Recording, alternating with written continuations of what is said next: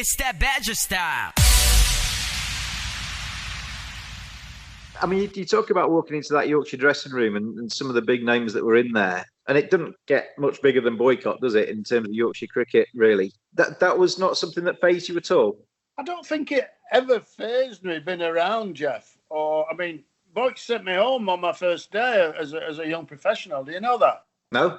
Yeah, well, when I walked into the dressing room at Headingley, in the old dressing room, on my first day, I walked in with my cricket bag and a pair of jeans and a T-shirt on. The first guy I walked into was a chap called Geoffrey Boycott.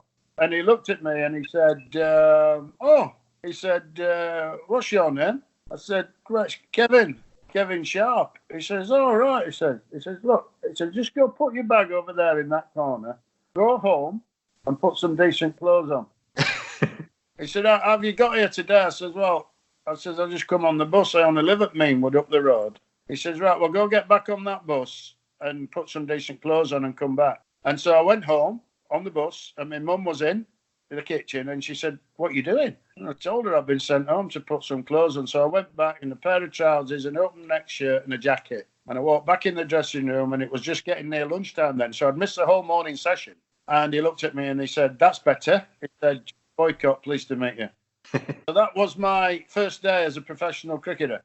Got sent home by the great man. But, I was never kind of felt with Jeff. I mean, Jeff was, very forthright and obviously opinionated and very blunt in many ways, but obviously spoke fantastic sense and knowledge about the game. But I travelled with him for a lot when I was younger, when I first I'd passed my driving test. Lived in Durka, near where he lived in Woolley, and we used to travel a lot together to games. I used to drive his BMW, which I liked doing, and I was never really fazed by him. He was helpful to me in the winters when I stopped going abroad. He helped me fix up some coaching and things like that so I could earn a few quid. So no, not really intimidated or fazed, but I know there were plenty of players who would have been.